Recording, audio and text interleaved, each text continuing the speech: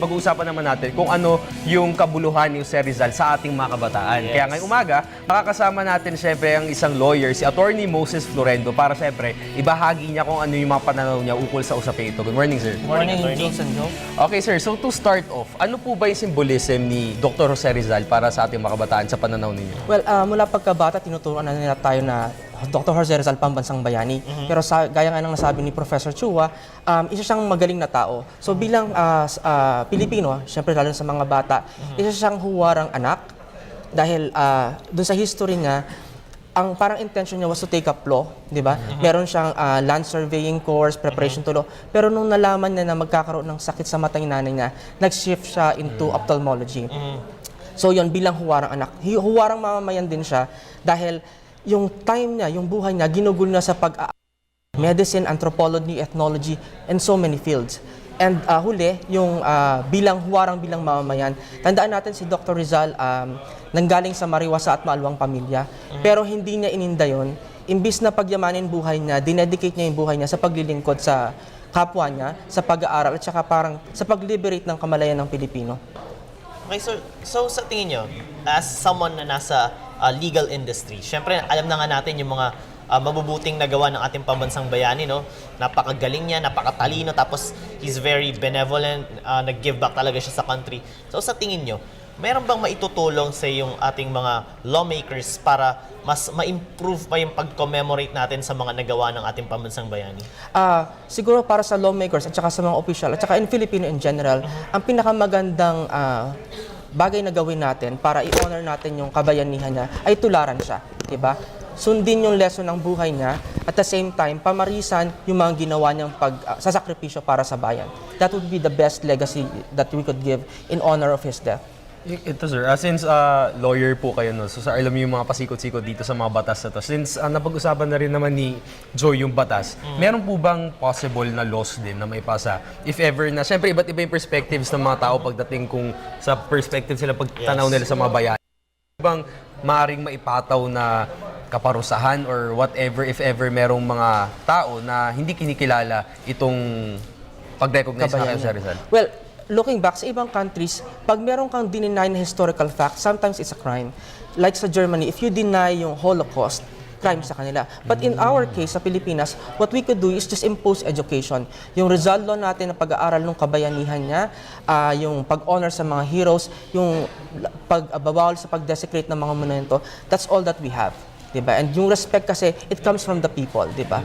So, possible law siguro, furtherance of education sa kabayanihan ng Rizal, and not only of Rizal, but all other heroes. Yan. You know what, speaking of that, marami siguro sa mga kabataan natin ngayon dinedread yung Rizal subject sa college. Hindi nila alam seriously, hindi nila alam napaka-inspiring na subject yan. Kasi ako, guilty ako back then, parang ayong i-take, feeling of boring. Pero nung nalaman ko na nga kung gaano kagaling pala si Jose Rizal, seriously, naging idol ko siya. So sir, speaking of, pagiging idol, so sa tingin nyo, in our own little ways, tayo, kasi kanina pinag-uusapan natin yung mga lawmakers, mga officials, tayo mismo, what can we do in our own little ways para mas ma-improve pa yung pag-alala natin kay Dr. Jose Rizal? Gaya na sabi natin, gayahin natin yung pamumuhay niya. We live in a society na puro selfie, puro sarili. So, tingnan natin yung nakaraan ni Dr. Jose Rizal. Galing sa mayamang pamilya, kung bumalik siya sa Pilipinas at nagnegosyo siya or tinuloy niya yung kanilang pagsasaka and so on, yumaman siya. Pero he sacrificed. That is the best way we could do and to honor his death and his sacrifices.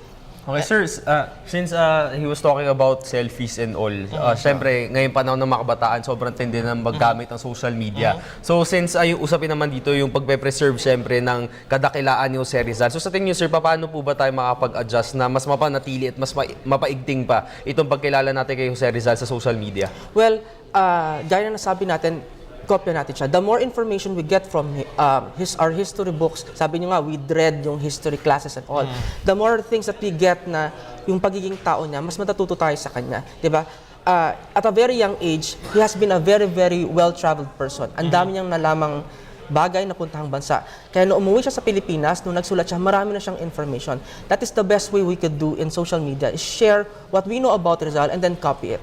Diba? And yeah, you mentioned yung sir, di ba, history. So may kasabihan nga tayo, ang di marunong lumingon sa pinanggalingan, hindi makararating sa paroroonan. Siyempre, na-apply natin ito sa buhay nga ni Rizal kasi maganda nga na siya ay ating tularan, yung mga nagawa niya, di ba, yung mga magagandang nagawa niya. So, sa tingin niyo, sir, paano ba natin mas sa mga kabataan si Jose Rizal? Kasi, yun nga, kabataan, usually, ginagawa lang naman nila paglalaro. Well, first, ako natutuwa ako sa mga taong katulad ni Professor Chua that they make history interesting. Gaya ng sinabi mo, di ba, we learn from our past. Tingnan mo, lahat ng problema ng bansa, lahat ng solusyon, nasa mga libro ni Rizal. Yung problema noon, problema ngayon. Ngayon, hanggat hindi natin nasusolusyonan na pang matagalan itong mga problema, hindi natin, kumbaga, totally ma-eradicate na problema ng bayan yan. So, make history more interesting, as Professor Chu has been doing. Make people learn from the mistakes. Kaya paulit-ulit lang naman to. And the solutions are there. All we have to do, read the book, at the same time, apply natin sa buhay natin. Okay, anyway, Joe, actually, dalawang topics natin at this part. Yes, Kasi gusto na namin sulitin, syempre, since Sige. lawyer yung kausap natin. Aside from talking about Rizal, gusto naman po namin dumako sa usapin na, syempre, as a lawyer, ano naman po ba yung pagtanaw nyo ukol sa naging, sa aspeto ng hustisya dito sa Pilipinas this year at ano po yung nakikita nyo magiging dating ng hustisya sa darating na taon? Siguro, balikan natin yung administration na to, no, yung kay Pinoy, yung sinabi niya sa lahat na daang matuwid. Lahat tayo nakafocus ngayon na gawin lahat ng tama. So, lahat ng mga tao ngayon, social media-wise and everything, parang lahat tayo nakafocus para sa pagbabago at saka to hold everybody, di ba? Magkaroon ng transparency, panagutin ang mga may kapangyarihan. Ngayon, hindi na tayo nangingimi na mag-criticize online. You see, every day, pagkagising mo, may mga criticism, may lumalabas na balita. Hindi na tayo, kumbaga, namimili or hindi na tayo natatakot. So, looking forward, nakikita natin na maganda yung magiging situation natin 2014 and beyond because the people are more energized because of this concept of daang matuwid. And sir, speaking of justice, I'm gonna be opening a can of worms. Siyempre, marami sa ating mga Pilipino, lalo na sa pag na-expose sa mainstream media, sinasabi natin napakabagal daw ng justice system. Lalo na sa atin ngayon na napakarami mga issue na hanggang ngayon nakabinbin pa rin, like yung mga issue ng previous administration, yung Maguindanao Massacre, and yung recent nga na is PDAF. So, ano ba sa tingin nyo mangyayari sa mga kasong ito? Tingin nyo ba sa 2014 they're gonna be seeing a new light? Well, una yung problema sa hustisya. Ako po una kong trabaho sa hustisya. I was clerk of court. That was my first job as a lawyer. Nakita ko, ang problema ng hustisya ay dami ng kaso. Di ba? Dami ng kaso. Plug ang dockets. Imagine mang isang korte, criminal case on a Monday morning, 30 kaso ang nakapila. Isa lang ang judge. Di ba? Ang pau mo, isa lang. Di ba? May fiscal ka pa. So, medyo mabagal. But what we see in 2014, yung focus ng administration, tapusin. They are adding more people like what the Ombudsman is doing. They are focusing more, giving more stringent deadlines. And I think, looking forward, priority ng pamahalaan to. Kaya nakita natin matatapos to at may makikita tayong katarungan para sa bayan. Actually, marami nga raw pagtanaw dyan sa iba't ibang problema sa hudikatura. Kasi one time, sir, nag-take ako ng class sa UP about judiciary, yung judiciary mismo. Tapos yung system nga sinasabi na sobrang daming mga problema na pinagdadaanan. At isa sa solutions na naiisip nila is pataasin yung budget ng judiciary. So sa tingin sir, ano po ba yung maging effects kapag tumaas yung budget sa judiciary? Mas maraming pera ang hudikatura, mas maraming empleyado, mas maraming huwes, mas madaling matatapos ang mga kaso. Yun ang nakikita natin. As simple as that. As simple as that. Numbers ang problema natin dito, numbers din ang solusyon. More money. So sir, speaking of, yung justice system nga, from someone na nasa industry, siguro bigyan natin ng paglilinaw para sa mga boss natin dyan, ano ba yung mga pinagdadaanan na mga kaso na na-i-file, if I'm not mistaken, tama ba yung term? Na-i-file. So, siguro kahit brief lang, ano ba yung pinagdadaanan, sir? Pag criminal case yan, ibig sabihin may nag-violate ng crime, di ba? Nakaw, na-rape, namatay, so on. So, una dyan is sa piskalya ka, di ba? Doon ka magsasampa ng reklamo yung biktima, di ba? Tapos, ang piskalya magsasampa sa korte. Ngayon, may period para kung hindi pa na-aresto, papa-aresto dapat yan. Pag na-aresto, i-arraign. Di ba? Babasahan ng sakdal, tapos tatanungin siya kung guilty or not guilty. Pagkatapos nun, hihingan pa sila ng period para magbigay nung kanilang mga outline nila.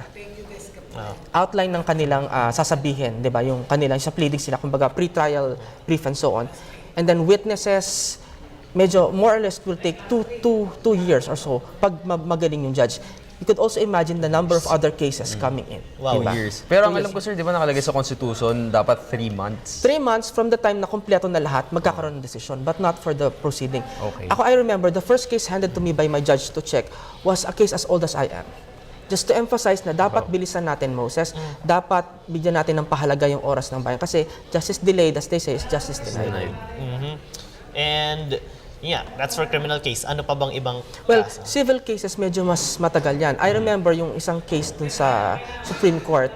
Ang sinisisi ng Supreme Court, yung delaying tactics ng lawyers, di ba? Some Yes. resort to some practices. But I'm telling you, this is just few of the many. Magagaling yung mga abogado natin. It's just that yung volume ng cases, you see them shuttling. Pag umaga, may hearing sa Manila, lilipat ng Quezon City, lilipat ng probinsya. Isa pa Maraming yan. kaso, exactly. So, the bottom of the problem, numbers. We need more people in the justice system.